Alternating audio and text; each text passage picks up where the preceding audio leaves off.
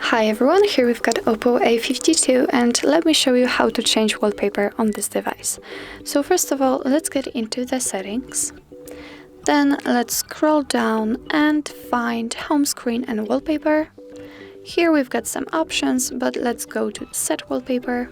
So click on it, and here we can choose from which gallery we would like to use the photo.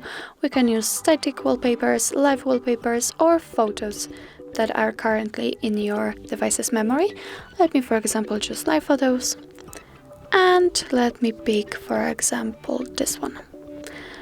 If you think that it's quite okay, and if you want to set it as a wallpaper, simply click on Set As, and here you can choose where you want to set it. For example, you can set it on the home screen and lock screen, or simply get back. So let me pick home screen, and as you can see, now we've got the live wallpaper applied only on the home screen, not on the lock screen. So that's all. This is how you set the wallpaper in your OPPO A52, and if you find that this video was helpful, please hit the subscribe button and leave the thumbs up.